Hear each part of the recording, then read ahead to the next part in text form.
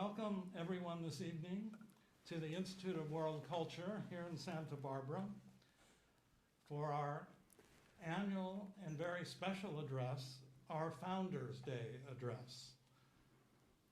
The Institute of World Culture was founded by Professors Raghavan and Nandini Iyer in the bicentennial year of America, 1976, on July 4th, for the purpose of renewing the American dream, not just for America, but for everyone.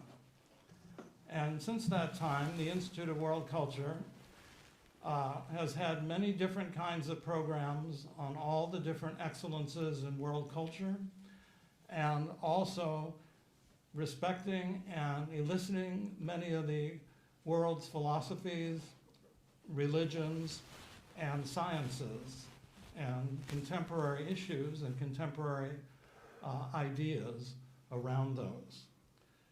However, the Founders Day address is always reserved for renewing the American dream, again, not just for Americans.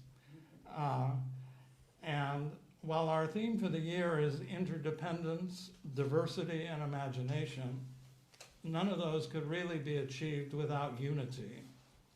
And of course, there was no one greater, hardly, than Abraham Lincoln, and the suffering and creativity that he went through to try to create a new renewing unity for America and essentially also the world.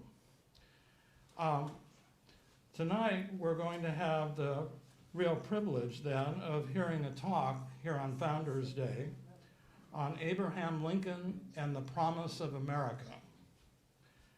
And in doing so, we'll be hearing from a person who has his heart and soul in the study and also the appreciation at a deep level of Abraham Lincoln.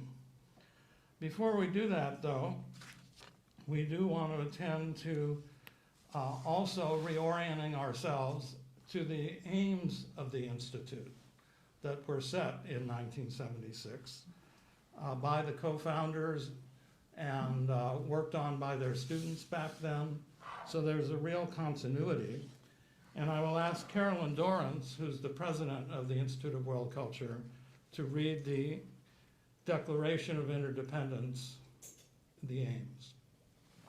Thank you. It is our custom to read this every year on the Founding Day event and remind ourselves and dedicate ourselves more to the understanding and the practice of these aims. And they can be found on the Institute website, worldculture.org, and they can be found in this little blue booklet, which is in the back and has a lot of other quotes that are very inspiring.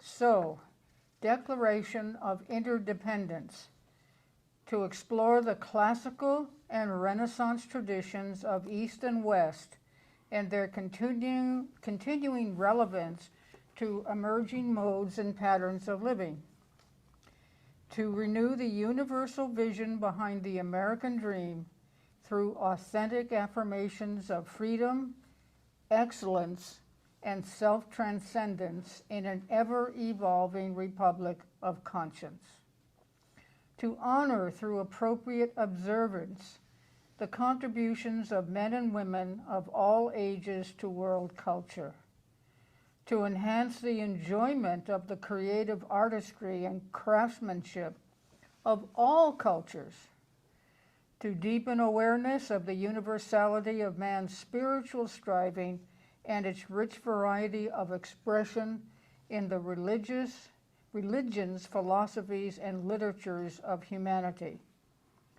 to promote forums for fearless inquiry and constructive dialogue concerning the frontiers of science, the therapeutics of self-transformation, and the societies of the future.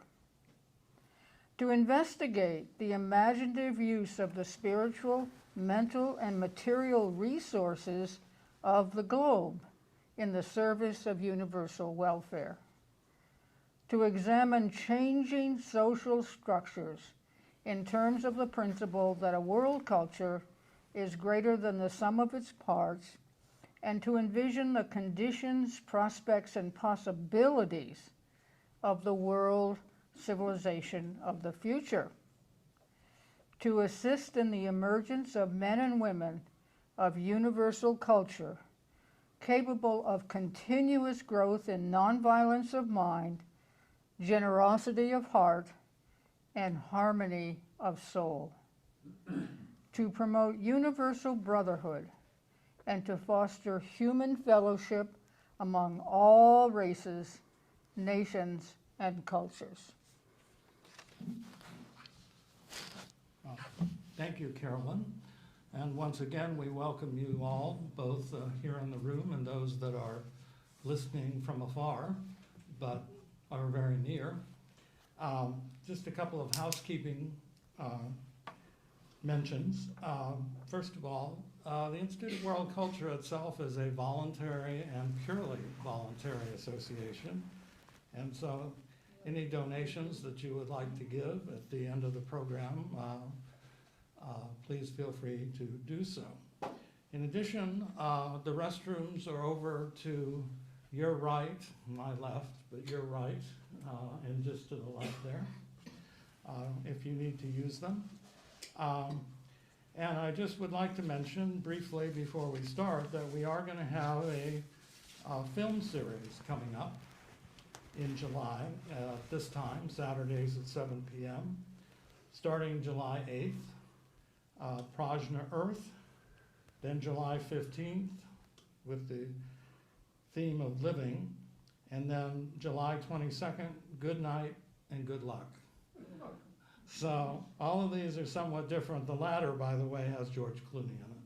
So you're very welcome. It's free of charge, and it's a nice way to spend an evening in July. So we certainly welcome anyone to the film series, and there are flyers in the back as you go to, if you'd like to pick one up. Our speaker for tonight allegedly is Cliff Tillotson. He's a longtime member of the Institute of World Culture going back to 1976. He received his bachelor's degree in political science at UCSB, and he's given many, many talks at the Institute over the years.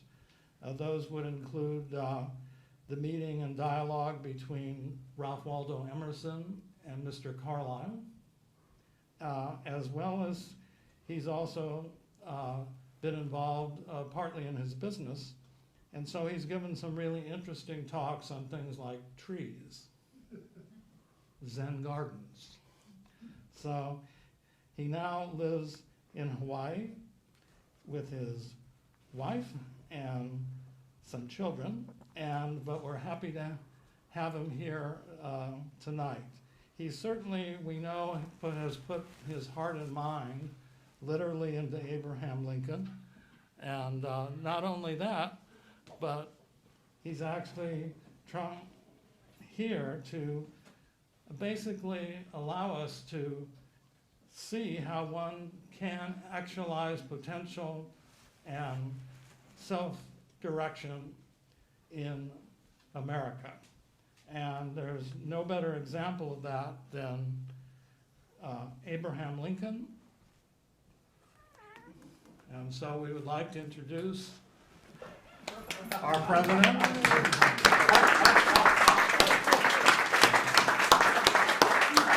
Mr. Lincoln. Thank you, sir. Thank you very much. Thank you for giving us part of your time tonight. Busy schedule. Well, many people have wondered why I wear such a tall stovepipe hat. And I'll tell you. As I moved around on the Illinois legal circuit, I had to find some place to store my legal papers. And Judge Davis suggested, you're always carrying around your hat, why don't you store them there? And so I'm a pretty much disorganized person. My wife would attest to that. And I thought, that's a great idea. Why not just use my hat as a file cabinet? So that's what I did throughout my life.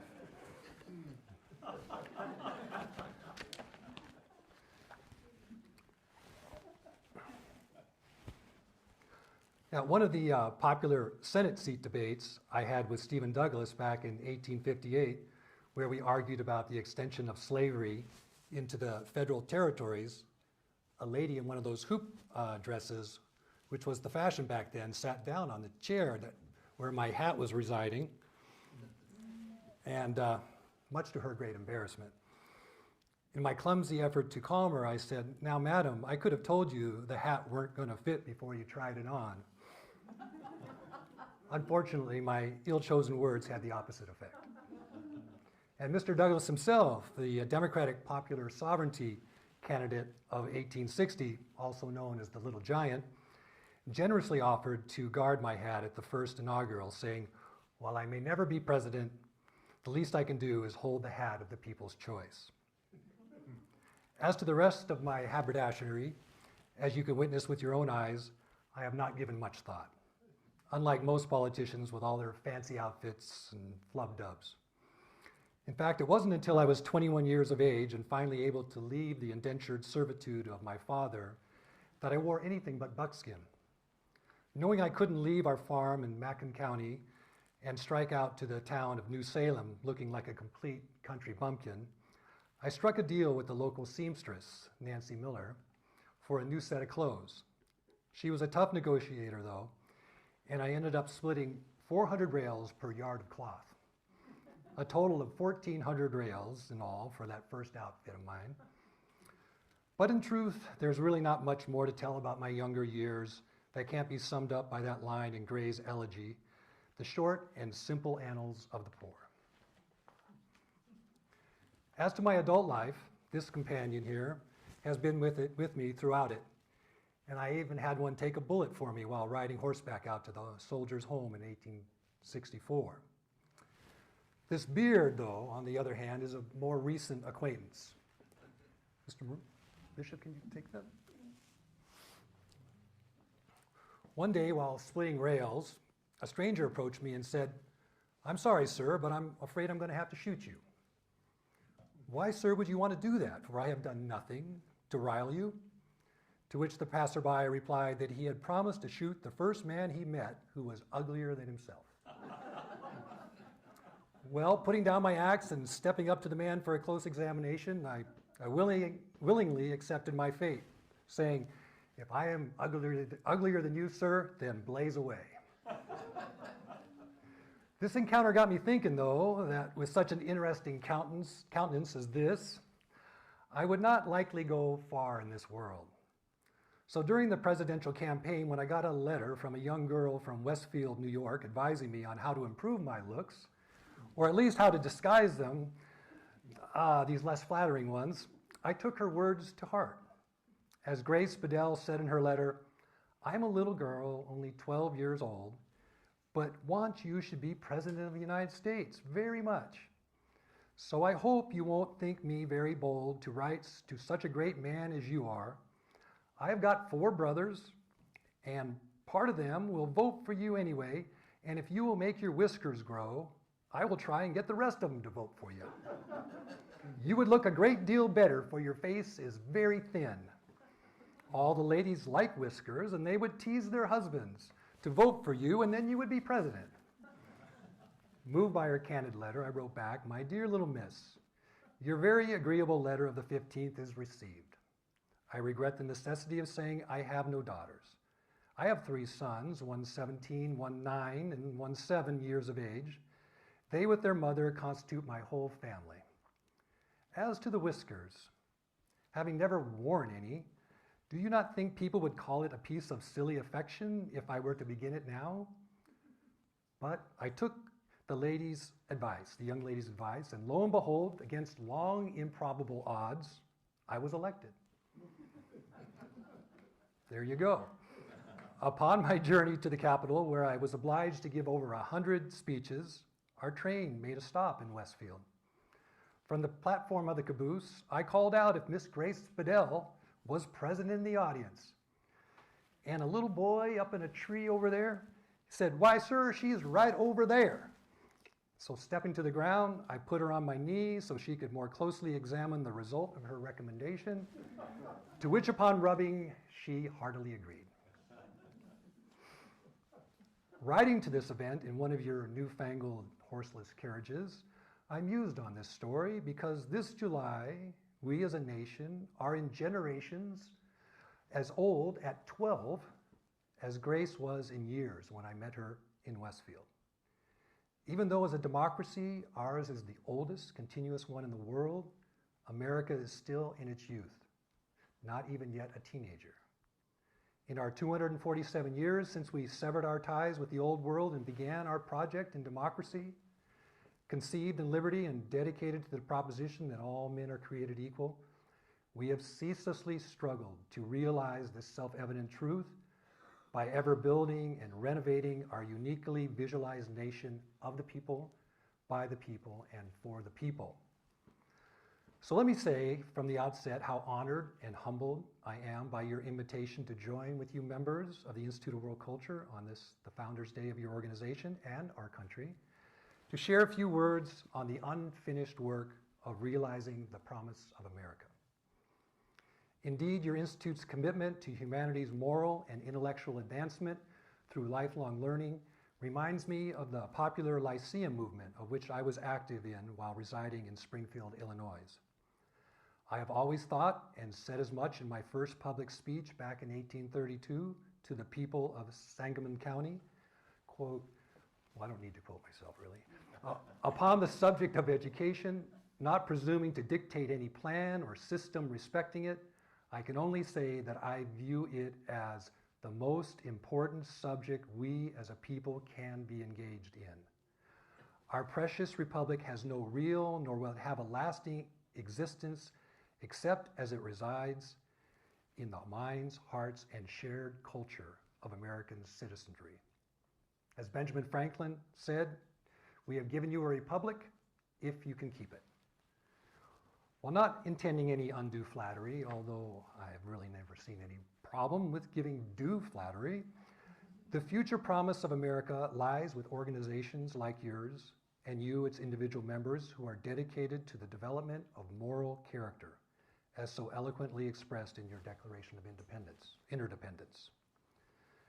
During my administration, I normally turn down public speaking engagements, but now that I have a little more time on my hands, ages actually, to quote my Secretary of War, Edwin Stanton, I have been stirred from my slumbers to rise and to speak to all of you today on democracy, equality, and liberty in our beloved country of America.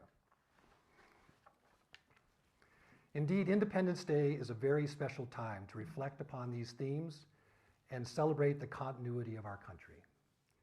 Upon signing the Declaration of Independence, John Adams predicted to his wife Abigail that the 4th of July will be the most memorable epoch in the history of America. As he went on to say, "I am apt to believe that it will be celebrated by succeeding generations as the great anniversary festival. It ought to be commemorated as the day of deliverance by solemn acts of devotion to God Almighty. It ought to be solemnized with pomp and parade, with shows, games, sports, guns, bells, bonfires, and illuminations from one end of this continent to the other, from this time forward forevermore." So how long ago has it been now?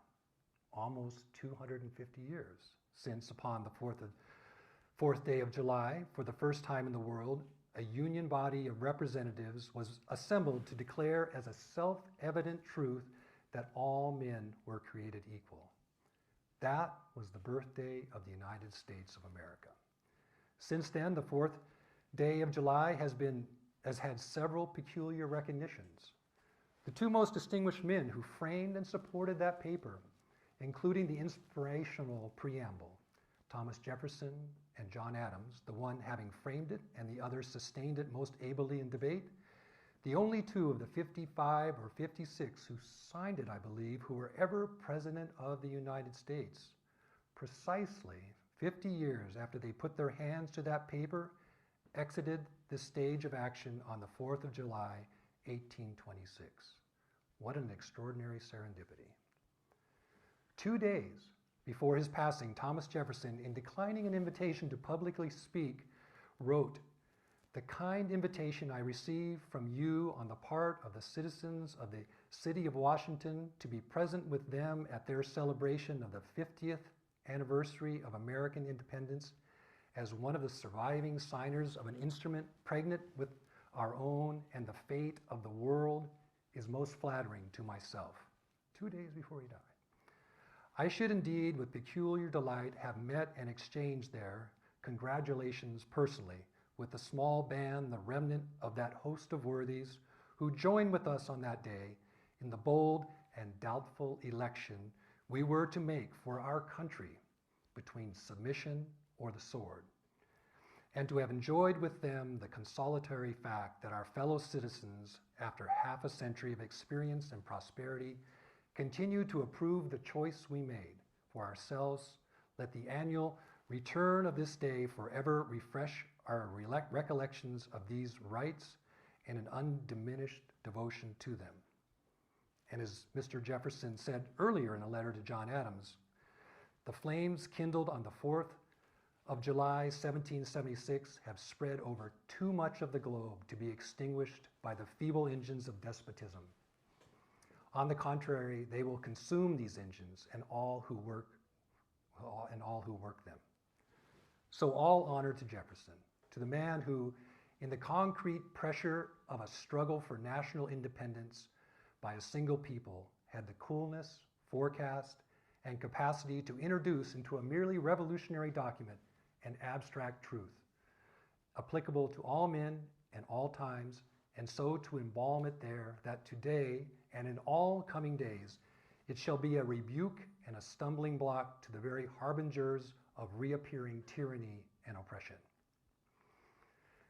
As a man, I must admit, I am slow to learn, yet also slow to forget that which I have learned. My mind is like a piece of steel. Very hard to scratch anything on it, but once it's there, it's impossible to remove it. All the political sentiments I entertained have been drawn, so far as I have been able to draw them, from the sentiments which originated and were given to the world from Independence Hall in Philadelphia. I have never had a feeling politically that did not spring from the sentiments embodied in the Declaration of Independence. I have often pondered over the dangers which were incurred by the men who adopted that Declaration of Independence. I have pondered over the toils that were endured by the officers and soldiers of the army who achieved independence from Great Britain. I have often inquired of myself what great principle or idea it was that kept our country so long together. It was something in that declaration, giving liberty not alone to the people of this country, but hope to the world for all future time. It was that which gave promise that in due time the weight should be lifted from the soldiers of all human beings, and that all should have an equal chance. This is the sentiment embodied in that Declaration of Independence. Our founding fathers grasped not only the whole race of man then living, but they reached forward and seized upon the farthest posterity. They erected a beacon to guide their children and their children's children and the countless myriads who should inhabit the earth in other ages. Wise statesmen as they were, they knew the tendency of prosperity to breed tyrants. And so they established these great self-evident truths, that when in the distant future some man, some faction, some interest should set up the doctrine that none but rich men or none but white men were entitled to life, liberty, and the pursuit of happiness, their posterity might look up again to the Declaration of Independence and take courage to renew the battle which their fathers began, so that truth, justice, mercy, and all humane virtues might not be extinguished from the land, so that no man would hereafter dare to limit and circumscribe the great principles on which the temple of liberty was being built. Our founding fathers meant to set up a standard maxim for free society, which should be familiar to all and revered by all, constantly looked to, constantly labored for, and even though never perfectly attained, constantly approximated, and thereby constantly spreading and deepening its influence and augmenting the happiness and value of life to all people of all colors everywhere. And yet, I'm afeard that you all in this epoch, like us in ours, are unduly straining the mystic chords of memory and shrouding in strife the universal values our country is founded upon. With sadness, I had to agree with Frederick Douglass, one of America's most meritorious men, when in a 4th of July speech to white abolitionists in 1852, rhetorically asked, "What to the American slave is your 4th of July?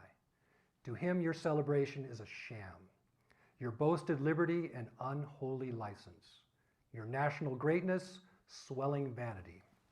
Your sounds of rejoicing are empty and heartless." Stung by these words, the leading abolitionist, William Lloyd Garrison, burned a copy of the U.S. Constitution 2 years later at a 4th of July celebration, warning that the only remedy to slavery was a dissolution of the Union. We lived then, as I think you do now, in dangerous and volatile times. We and you have found ourselves at inflection points in American history. As your current president, Joe Biden, has said numerous times, fighting for the soul of America. As I entered the executive, America was threatened through insurrection with disunion. And just 2.5 years ago, our democracy was threatened again when your capital was overrun with another band of insurrectionists. Then as now, we were living in a house quickly dividing against itself. At the founding of our nation, there were 70,000 slaves. But by the time of my administration, slavery had ballooned exponentially to 4 million slaves, half the population in the South. Though I did not expect our union to be dissolved for the house to fall, I did expect it would cease to be divided and to become all one thing or the other. What I said then is still relevant now. Our progress in degeneracy appears to me to be pretty rapid. As a nation, we began by declaring all men were created equal. We now practically read it, all men are created equal except Negroes. When the know-nothings get control, it will read all men are created equal except Negroes and foreigners and Catholics. When it comes to this, I should prefer immigrating to some country where they make no pretense of loving liberty. Russia, for instance, where despotism can be taken pure and without the base alloy of hypocrisy. Today I read, not in your newspapers as in my day, but in your online news feeds, the vulnerabilities of attack to the United States by autocrats like Putin in Russia and Xi Jinping in China. Is this really where we expect the approach of danger? Shall we expect some transatlantic military giant to step the ocean and crush us at a blow? Never. All the armies of Europe, Asia, and Africa combined, with all the treasure of the earth, our own excepted, in their military chest, with a Bonaparte for a commander, could not by force take a drink from the Ohio or make a track on the Blue Ridge in a trial of 1,000 years. At what point then is the approach of danger to be expected? I answer, if it ever reaches us, it must spring up amongst us. It cannot come from abroad. If destruction be our lot, we must ourselves be its author and finisher. As a nation of free men, we must live through all time or die by suicide. Never in my wildest imagination could I have conceived that a president who vowed to serve and protect the Constitution of the United States would foment and stage an insurrection at the Capitol to prevent the peaceful transition of power from one administration to the next. But 2.5 years ago, that American nightmare happened. I'm pretty sure that all of you in the audience, like me behind this podium, have been asking, how did this happen, and how can we prevent such a thing from happening again? Well, the seasoned captain of the side-wheel steamer River Queen, upon which I journeyed to the Confederate capital of Richmond at the end of the war, gave me a relevant piece of advice here when I asked him, how he navigates the seas when he has no landmarks in front of him. He said that sometimes the best way of looking forward is by looking backward. And perhaps it is with this purpose that I have been urged to speak to you tonight. Let me say that in trying to chart a safe course of passage into the future, there could be no better waypoints than the aims of your Institute's Declaration of Interdependence. I am especially moved by its second aim, which reads, to renew the universal vision behind the American dream through authentic affirmations of freedom, excellence, and self-transcendence in an ever-evolving republic of conscience. I'm especially struck by this notion of America being an ever-evolving republic of conscience. It was this idea that I longed to express and for us Americans to commit to in my short 2-minute address at Gettysburg, when I concluded, let us here highly resolve that these dead shall not have died in vain, that this nation under God shall have a new birth of freedom, and that government of the people, by the people, for the people shall not perish from the earth. As you know, I was given the catchy nickname of Honest Abe. I think the reason for this is because throughout my life I have attempted to follow the dictates of reason and the moral murmurings of my conscience. Throughout the terrible, terrible Civil War, where more Americans' lives were lost than in all the other wars our nation has engaged in, I had a reoccurring dream before most of its great ensuing battles: Bull Run, Shiloh, Antietam, and Gettysburg. In this dream, I found myself standing alone on the bow of a schooner in a nighttime fog with no navigational landmarks to guide me. What I realized from these dreams was that during foreboding and uncertain times that try our souls, it is often only the small candle of conscience that can illuminate and guide our actions. In thinking about this idea of an ever-evolving republic of conscience, I am reminded of a sermon I heard by Theodore Parker, who chose to become a Unitarian minister after sitting in the audience at Harvard College and hearing Mr. Emerson's Divinity School address. The story Reverend Parker told in this sermon is when, as a mischievous little boy, he poked a spotted turtle sunning itself in the shallow water of a stream. As he did so, a voice came to him saying, "It is wrong." Confiding this experience to his mother, she said, "Some men call it conscience, but I prefer to call it the voice of God in the soul of man. If you listen and obey it, then it will speak clearer and always guide you right. But if you turn a deaf ear and disobey it, will fade out little by little and leave you in the dark and without a guide." In every period, there seems to be a central moral issue which a specific group of people must wrestle with. In my time, it was the all-consuming subject of slavery. As Thomas Jefferson said, it was the wolf our dividing nation held by the ear and could not find a safe way to let go. As for myself, I cannot remember a time in my life where a voice inside of me did not say strongly, "Slavery is wrong." As a teenager, I worked for a time carrying produce on a flatboat to New Orleans. There I encountered members of black families being torn from one another, shackled and sold as slaves on the auction block. This experience burned into my soul, and I took an oath to do what I could to curtail the trade and institution of slavery. The westward spread of this evil practice had to be stopped. Thus far and no further was a position I never weakened on. If contained to the southern states and surrounded by a fiery ring of moral outrage, my hope was that the tail of a scorpion of slavery would eventually turn on itself and commit suicide from the poison of its own lethal sting. For I believe the dictates of conscience are not different from person to person. They are the same, and that eventually our fellow countrymen in the South would begin to listen to theirs. For is it not the harmonic chorus of the better angels of our natures that makes possible this magnificent idea of an ever-evolving republic of conscience? In the end, I believe this was the decisive advantage we had on the Union side in the Civil War. We knew in our hearts we were fighting for what was right, and the Confederates knew in theirs they were morally wrong. As my good friend Frederick Douglass said so well, the slave power might silence the voice of Wendell Phillips or the pen of William Lloyd Garrison. They might blot out our anti-slavery organization to give peace to the slaveholder. They might cut out my tongue and all our tongues. They might gather all the anti-slavery literature, Uncle Tom's Cabin included, set a match to it, send its flames toward the sky, and scatter its ashes to the four winds of heaven. And yet the slaveholder will be ill at ease.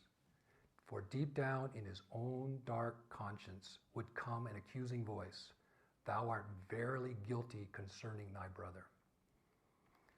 We know from Euclid's very first axiom that if two things are equal to the same thing, they are equal to one another. Likewise, if two people are both human beings, it is self-evident that they are equal as human beings and should be treated as such. This is at essence the basis of the Golden Rule, which is the ethical heart of all religions. I've always sensed that there is a moral mathematics to the soul that when aroused can guide us as it did Christian in Pilgrim's Progress. And that is why I have said that Euclid, well studied, would free the world of half its calamities by banishing half the nonsense which now dilutes and curses it. It is impersonal reason alone that can guide us out of the narrow hallways of bias and prejudice to the clear vistas of conscience. Many people have thought that I was not a religious man because I never aligned myself with any denomination of the Christian faith. And this is true. I was not a regular churchgoer. To tell you the truth, my religious views are like the old woman's dance, short and sweet. I am like that old man I once met in Indiana who told me that as far as religion goes, when I do good, I feel good. I figured if God really had something to say to me, he would not dilly-dally through some mediator, but whisper directly to me through the still, small voice of my conscience. Besides my belief that the voice of my conscience was divinely inspired, I believe then, as now, that our nation has a collective conscience that in my time, regarding slavery, was still slumbering. Perhaps it was to awaken this collective conscience that we needed to pay for every drop of blood drawn with the lash by another drawn with the sword. Yet with over 600,000 dead, countless wounded, and families torn apart, it's hard to come to grips with the workings of the divine justice.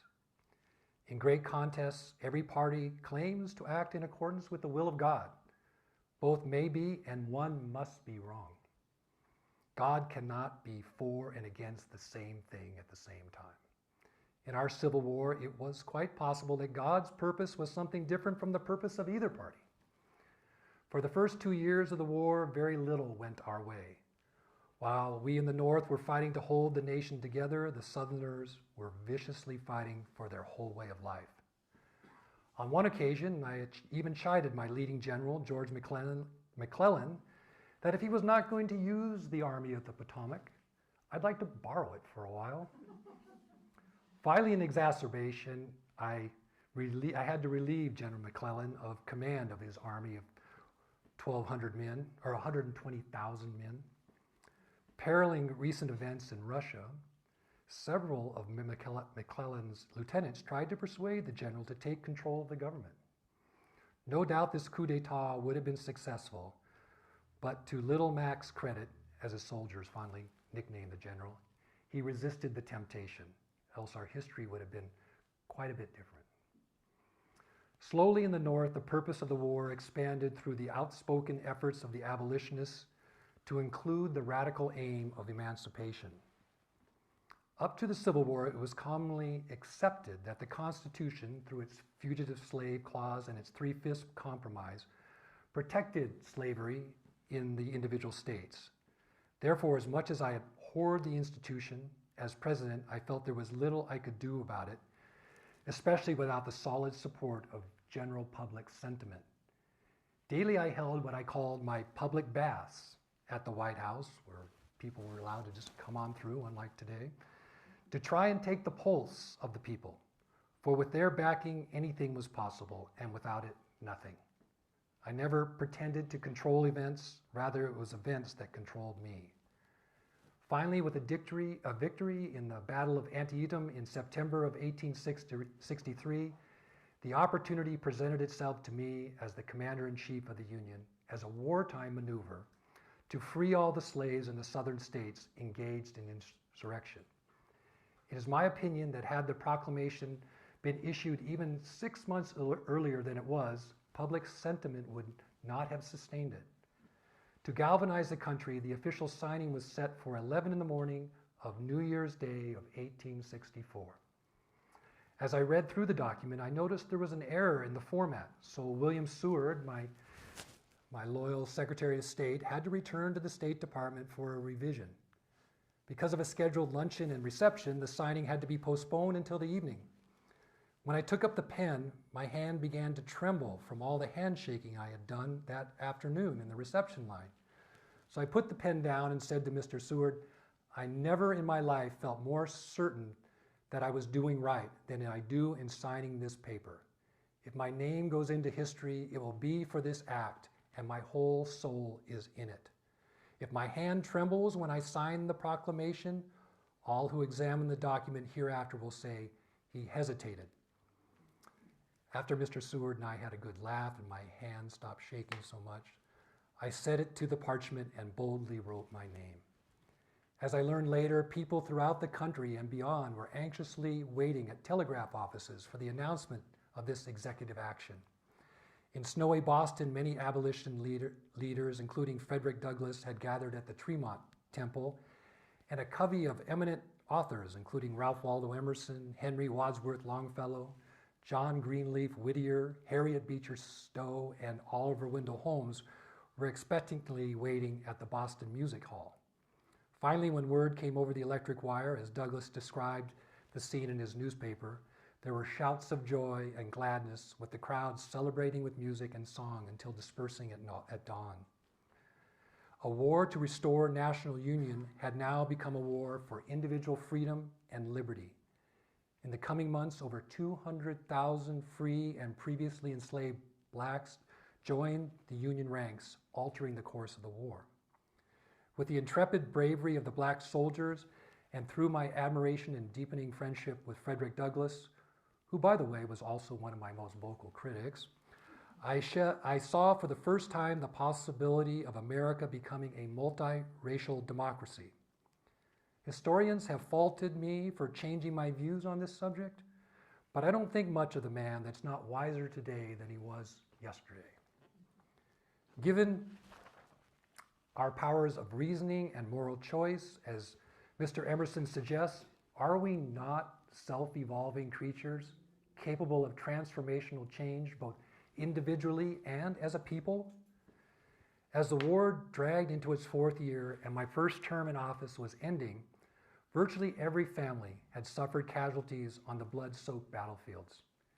Peace at any compromising cost was the longing of the nation. As the wartime president, my popularity was at its lowest ebb, and many believed my ineffectual General McClellan, who was leading the Democratic ticket at the time, would more quickly bring the war to a close through compromises with the Confederates. To appease Union-supporting Democrats, it was decided by party leaders at the Republican Convention to replace my vice president from Maine, Hannibal Hamlin, on the ticket with the military-assigned governor of Tennessee, Andrew Johnson.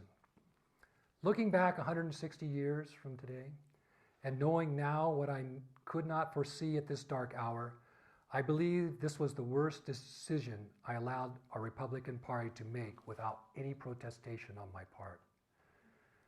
Sins of omission can weigh heavier on the heart than sins of commission.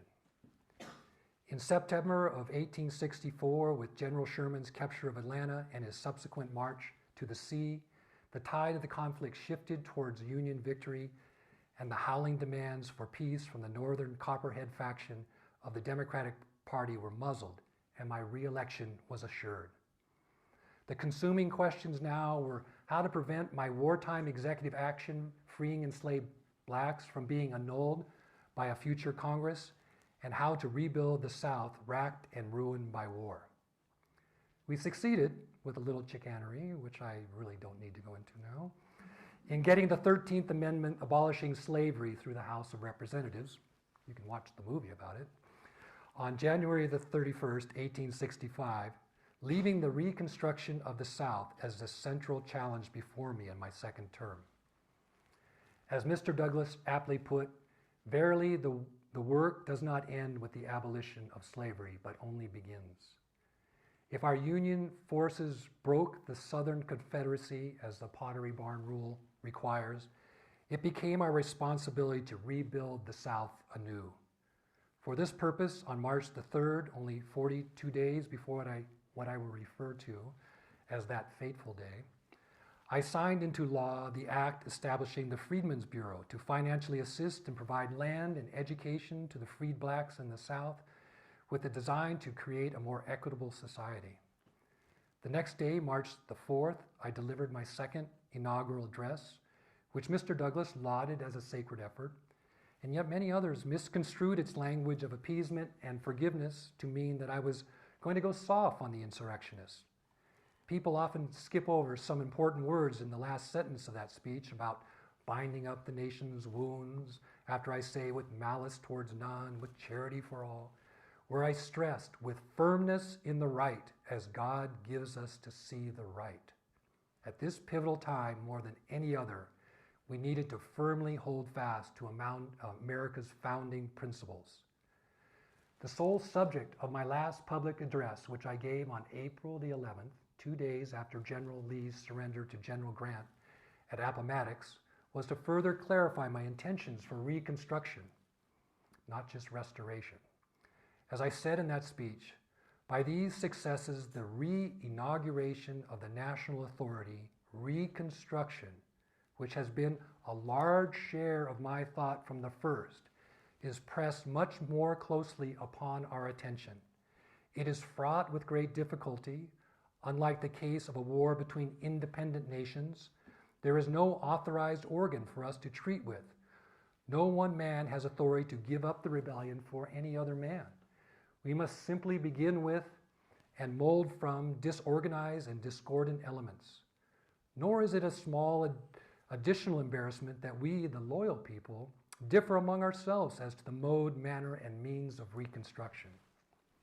So great peculiarities pertain to each state, and such important and sudden changes occur in the same state, and withal so new and unprecedented is the whole case, that no exclusive and inflexible plan can safely be prescribed as to the details and the collaterals. Such an exclusive, inflexible plan would surely become a new entanglement. Important principles may and must be inflexible. In the present situation, as the phrase goes, it may be my duty to make some new announcement to the people of the South. I am considering and shall not fail to act when satisfied that action will be proper. These are my last publicly spoken words, which show how serious I was about not just restoring the Southern states to the Union, but reconstructing them in a fair and equitable way for all Southerners, black and white. After 4 interminable years, the mighty scourge of war came to an end, and the opportunity for a new founding of the nation was at hand. With the Confederate slave power defeated, this was our malleable moment. For me, the firmness in the right, the important and inflexible principle that we needed to hold to as with a chain of steel in rebuilding of our country, was the self-evident truth of equality. As Senator Charles Sumner said, liberty has been won. The battle for equality is still pending. The equality of all was the enlightened, long-term vision of our country's founders and the promise of America. The time was upon us for the Liberty Bell that rang in independence to be sounded again for interdependence. Reuniting the Southern states to the Union without a radical reconstructing of Southern society would be nothing more than a hollow sucked egg. Yet the Almighty has his own purposes. 3 days after my speech on Reconstruction, the fateful day came. Upon my abrupt departure from the political stage, captaining the ship of state through the uncharted and turbulent waters ahead was entrusted to the vacillating, weak-willed efforts of Andrew Johnson.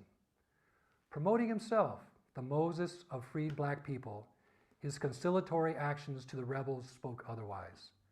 Showing no interest in Reconstruction, his goal was a speedy restoration of the seceded states of the Union back to the Union, placing Confederate officers in positions of state leadership, the opposite of what I would have done. We had, with great sacrifice, severed the hydra head of slavery, but it had not yet cauterized the wound. Noble attempts at Reconstruction were made through the Freedmen's Bureau under the protection of the federal military and the Congress's passage of the 14th Amendment over Johnson's veto, giving all citizens equal protection under the law. One little-known effort by the Freedmen's Bureau was done under General William Tecumseh Sherman's Field Order 15, which set aside 400,000 acres of confiscated Confederate property that were to be divided up to black families in plots of 40 acres of tillable land and a mule. Edwin Stanton, my Secretary of War, and I fully supported this transfer, but Andrew Johnson reversed Sherman's order, giving the land back to its former Confederate owners. If that order had held, and schools and other forms of business were broadly developed for the emancipated, the Great Migration could have been stemmed, which triggered violent racist reactions in northern cities. Instead, with Johnson's support, state leaders in the South created the black codes and vagrancy laws that denied the freed blacks of equal protection under the law. These, along with the violent intimidation tactics of the Ku Klux Klan and other groups, allowed the serpent of white supremacy to coil the South and much of the rest of our beloved country in its grip from then until now. Slavery and its Jim Crow legacy has left an enduring racist stain on American history. We privileged whites have yet to remove our knee from the neck of our brothers and sisters of darker complexion. Rights that I and most of you have taken for granted, blacks are still longing for. Even the most basic of the three unalienable rights of the Declaration of Independence, the right to life, is not yet secure for blacks in America. Let's at least start there, say the modern black community, with the acknowledgement that black lives matter. While the 15th Amendment, ratified in 1870, gave black men the vote, universal and unimpeded suffrage, which is the cornerstone of the second unalienable right of liberty, of self-government, still faces hurdles of access for blacks and other minorities. Yes, I hear some of you grumbling out there. I thought Mr. Lincoln was going to talk to us about the promise of America. And all he's doing is hanging up our dirty laundry for everyone to see. Are we not America the beautiful, the shining city on the hill?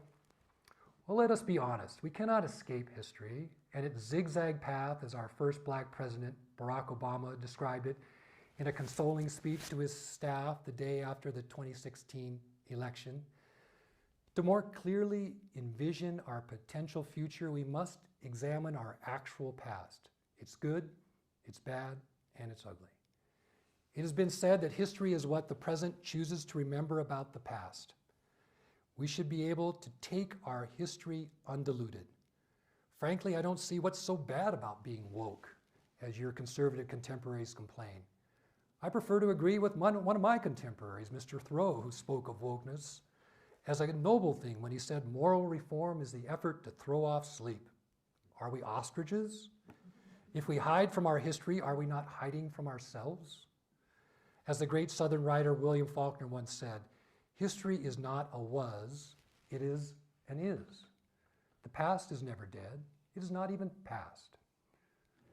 But I digress. Couched in the third inalienable right of the Declaration of Independence rests the promise of America, the right to the pursuit of happiness. To be able to choose and cut unobstructed one's own path to happiness is the American dream that has beckoned like the torch in the outstretched hand of the Statue of Liberty, the world's diversity of immigrants to our sea-washed shores. From our human diversity comes our bonds of strength. Our most essential happiness is embedded in our solidarity. Happiness is not a consumer commodity. It is the interwoven threads of diversity in the fabric of our unity. E pluribus unum. When you get right down to the pips, the promise of America, the pursuit of happiness, the Declaration of Independence's third unalienable right can be put simply as equal opportunity. With it, America and all its people thrive. Without it, we are all together held back. Deep down, the pursuit of happiness is the search for purpose and place in the world. I do believe each person has a purpose and place in this world. Whether that purpose and place is to be discovered or to be created, I cannot rightly say. Maybe it's a little of both. But it is in this unshackled search that we find our dignity and our self-worth as human beings. Speaking from my own experience, back when I was 23 and running a general store in New Salem, I was in a quandary as to whether I should become a blacksmith or pursue a career in law for which I had no education. One day a man who was migrating to the West drove up in front of my store with a wagon which contained his family and household plunder. He asked me if I would buy an old barrel for which he had no room in his wagon, and which he said contained nothing of special value. I did not want it, but to oblige him, I bought it and paid him, I think, $50 for it. Without further examination, I put it away in the store and forgot all about it. Sometime after, in overhauling things, I came upon the barrel, and emptying it upon the ground floor to see what it contained, I found at the bottom of the rubbish a complete edition of William Blackstone's Commentaries on the Laws of England. I took it as a sign. I began to read those famous works, and I had plenty of time, for during the long summer days when the farmers were busy with their crops, my customers were few and far between. The more I read, the more intensely interested in the law I became. Never in my whole life was my mind so thoroughly absorbed. I read until I devoured them. I determined then and there that by God, come hell or high water, I was going to be a lawyer. Using the faculty of reason housed inside this oaken noggin of mine for the study and practice of law has brought me the most satisfaction of my life. I know all of you have faced such forks in the road of life.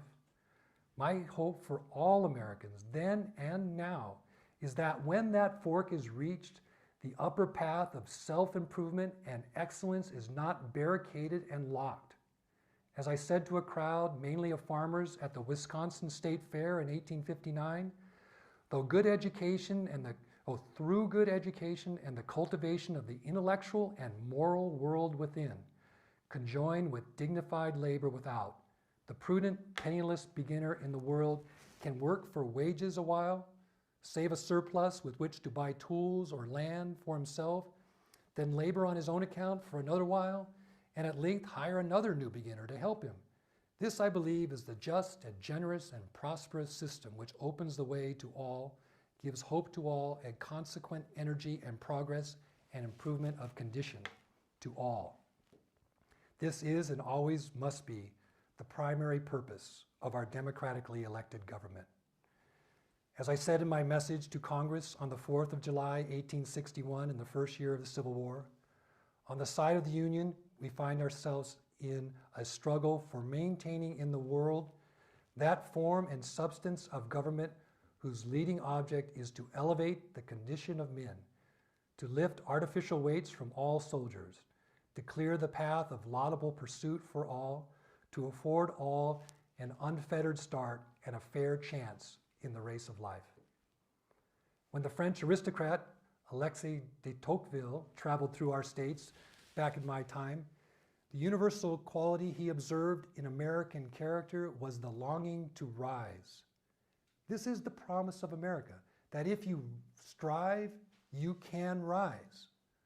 100 years after I issued the preliminary Emancipation Proclamation, America's great moral leader of the 20th century, Martin Luther King Jr., spoke of America's promise on the steps of an absurdly oversized monument of me, in Washington, D.C., when the architects of our republic wrote the magnificent words of the Constitution and the Declaration of Independence, they were signing a promissory note to which every American was to fall heir.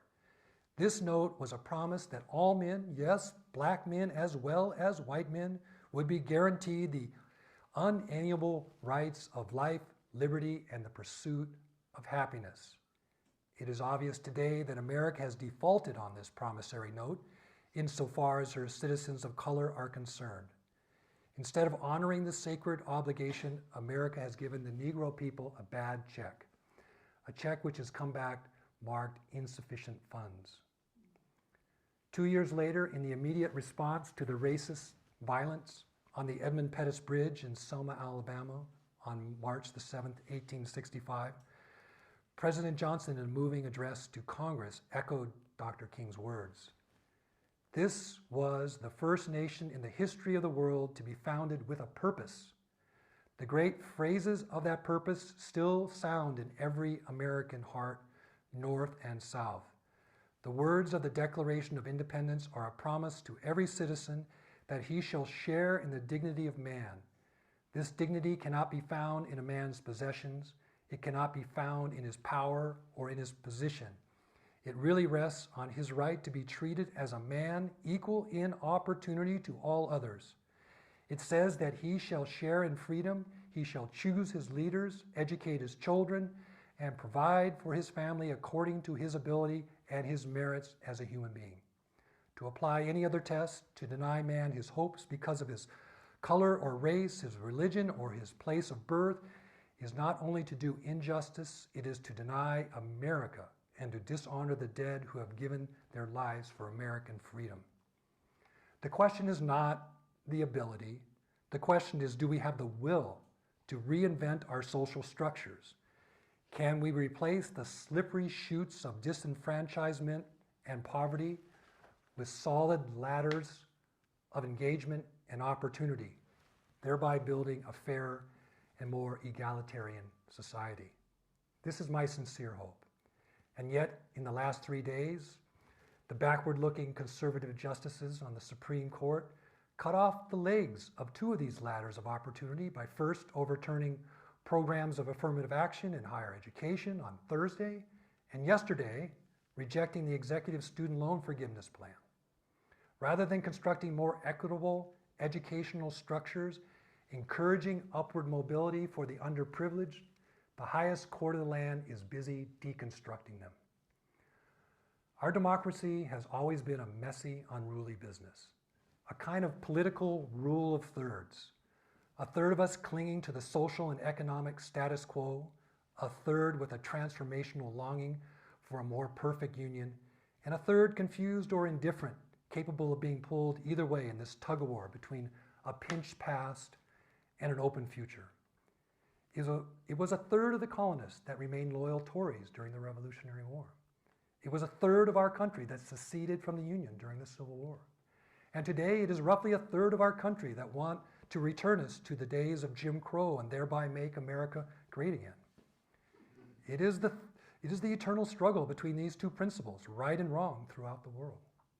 They are the 2 principles that have stood face to face from the beginning of time and will ever continue to struggle. The one is the common right of humanity for equal rights under the law, and the other the divine right of kings. We who are striving for a better, fairer America are not the resistance. We are the river that flows to justice.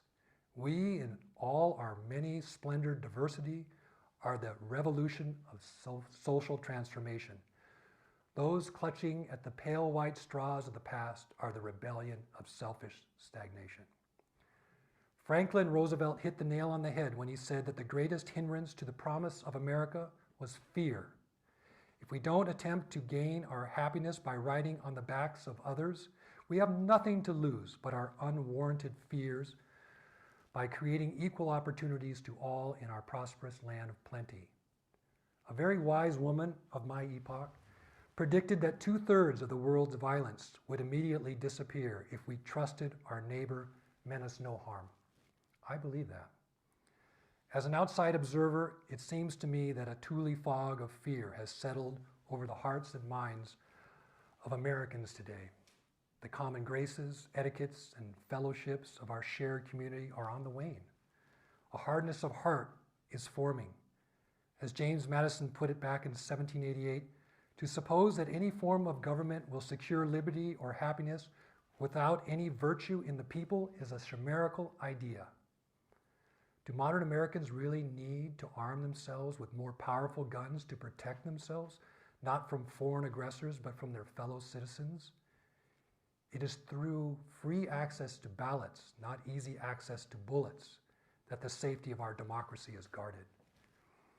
After my friend Elijah Lovejoy was murdered in front of his abolitionist newspaper by a gun-wielding pro-slavery mob, incited to violence by their demagogic leaders, I warned of the danger of uncontrolled gun ownership in one of my first public speeches, which was to the Young Men's Lyceum of Springfield, Illinois, when I was 28 years old.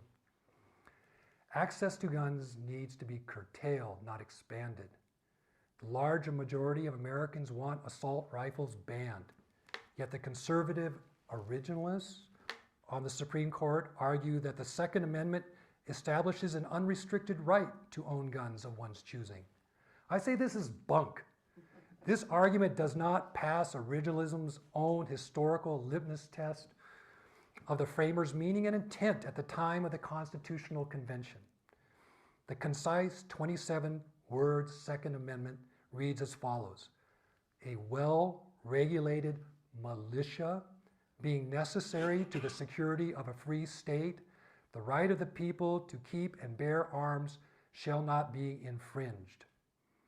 Originalists and Second Amendment fanatics prefer to omit the first half of this amendment, which speaks of a well-regulated militia with a capital M being necessary to the security of a free state. At the writing of the Constitution, America did not have a federal standing army, and most of the framers preferred it that way. James Madison, the framer assigned to draft the Bill of Rights, said that standing armies are, quote, the greatest mischief that can happen. For self-defense, each state was to have a well-regulated militia, and it was a civic duty of the individual citizens of each state to join these militias. This is the purpose for and meaning of the Second Amendment. At the founding of our country, rights and duties were closely connected. The framers of the Constitution relied heavily upon British common law, which held that rights and obligations were two sides of the same coin. As the British jurist Sir William Blackstone wrote, the rights of persons that are commanded to be observed by the municipal law are of two sorts.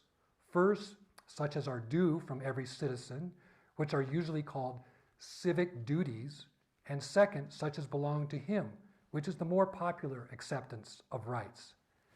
The Second Amendment is clearly written as a civic duty right. Today's originalists arguing for unrestricted gun ownership forsake the rigors of historical research and legal reasoning, relying rather on the rationalized cherry-picking of constitutional meaning and the divinization of constitutional intent. But if originalists want to truly understand Madison's intent in writing the Second Amendment, they should read the bill he introduced twice to the Virginia legislature, which would impose penalties on any individual who, quote, bears a gun out of his enclosed ground unless whilst performing military duty, unquote. Judges are supposed to use good judgment, legal reasoning, and judicial discretion in their decision-making process, respecting stare decisis, or the principles of legal precedent, while also accounting for current social needs.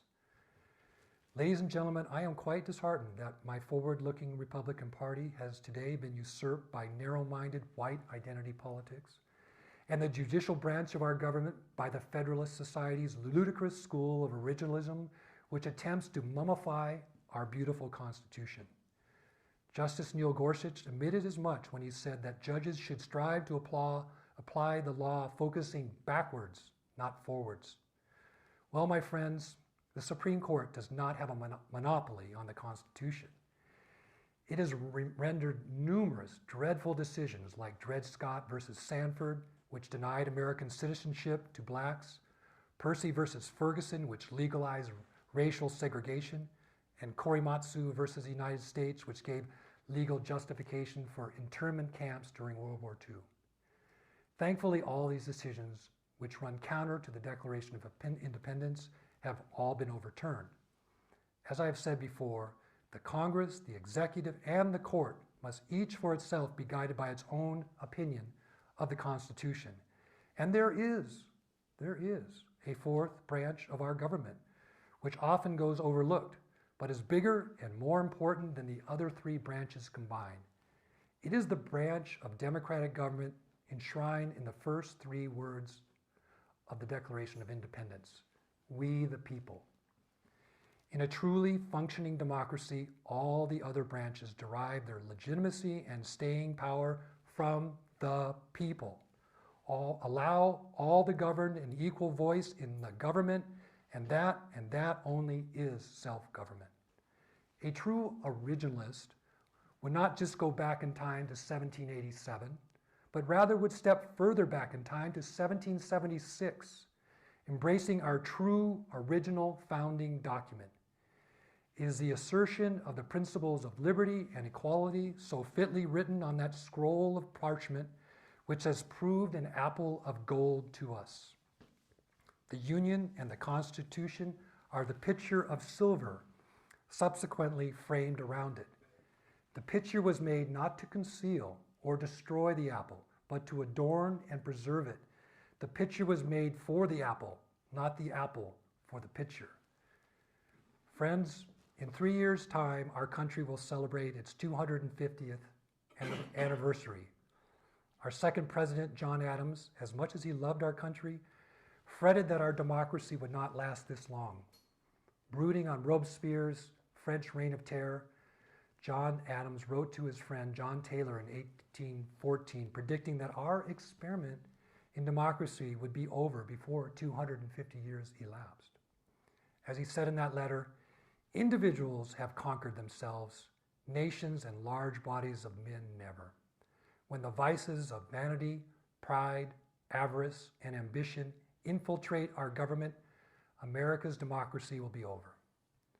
Well, with every fiber of our being, let's prove Mr. Adams wrong. Despite all the blunders and failings in my life's journey, one honest and true thing I can say is that I've always tried to do right. Let us strive to raise our children to aspire to the practice of all the civic virtues that the ancient Athenians did. On my fateful day, I carried in my jacket pocket an article from the Liverpool Daily Post that spoke of the virtues I humbly strove to practice. As the editorial said, quote, absolute truth, stern resolution, clear insight, solemn faithfulness, courage that cannot be daunted, hopefulness that cannot be dashed. These are the qualities that go a long way to make up a hero. And it would not be easy to dispute Mr. Lincoln's claim to all these. Flattering? Yes. I am flattered, but I do not claim these virtues. I only claim to have tried my darndest to apply them, to practice them. Virtues are seeds ready to sprout and grow in every human heart once watered and cultivated.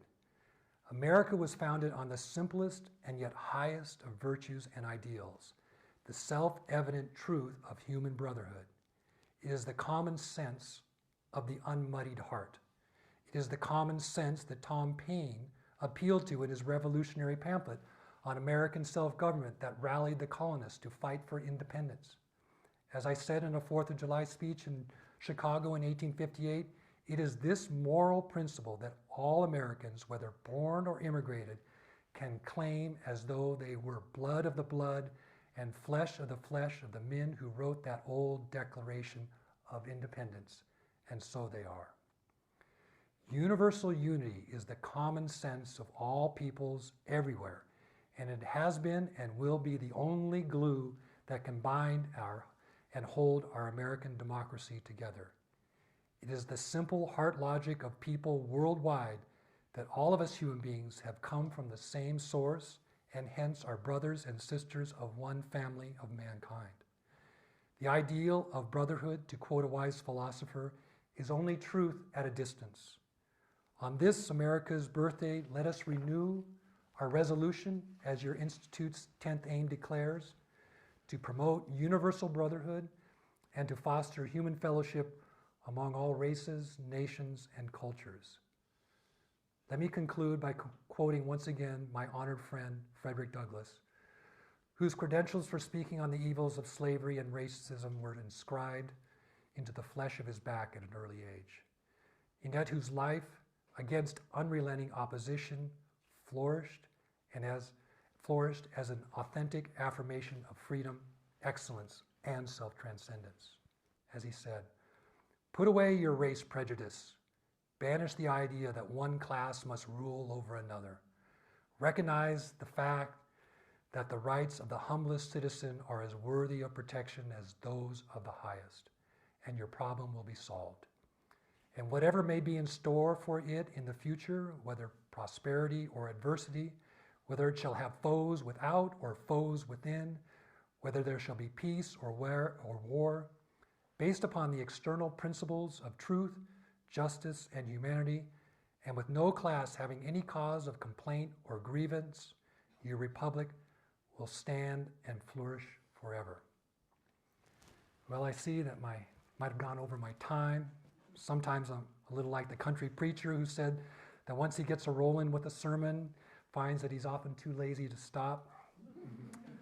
So in conclusion, let me say that it is in our shared efforts to form a more perfect union, grounded in human solidarity and ethical interdependence, that is unveiled to us the promise, the project, and the possibility of America. I leave you hoping that the lamp of liberty will burn in your bosoms until there shall be no longer be a doubt that all men are created free and equal. Thank you.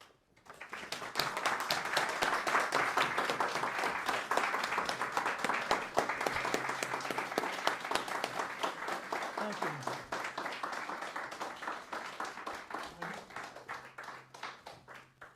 I'd like to invite President Lincoln to stay with us and imbibe in our birthday here at the Institute of World Culture. We have cake and vegan cookies and all those kinds of things in just a moment. It was obviously a magnificent, inspiring talk, and I'd like to call on Joe Miller to give the vote of thanks for the Institute of World Culture.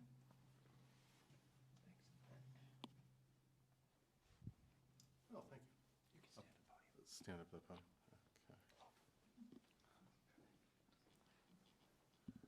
Okay. All right. It is my good pleasure on this wonderful evening with this energy that we have here to give the vote of thanks tonight.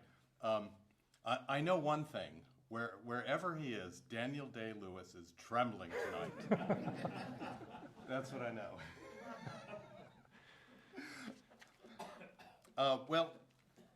I'm very happy to thank Mr. Lincoln for coming to visit our Institute of World Culture tonight. We certainly have loved him and referred to him over the years, and for him to actually grace our presence is really extraordinary. And what a tour de force he gave us tonight. Better than any sci-fi character, Mr. Lincoln time traveled and really gave us a shaking and a great reminder that what a privilege it is to be born in this country. What an extraordinary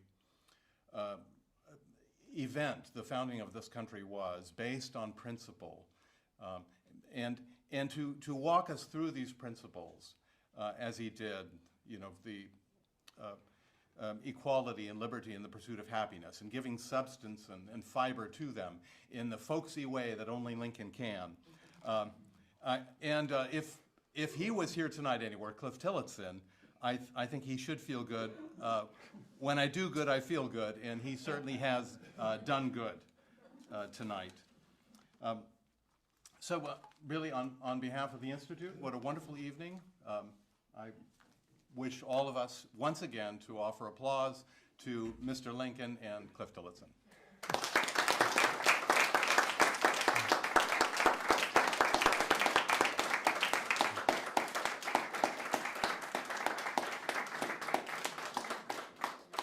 I hear there's cake. Cake and drinks, and everyone is welcome. Something's over on that side, so. We're all very grateful people.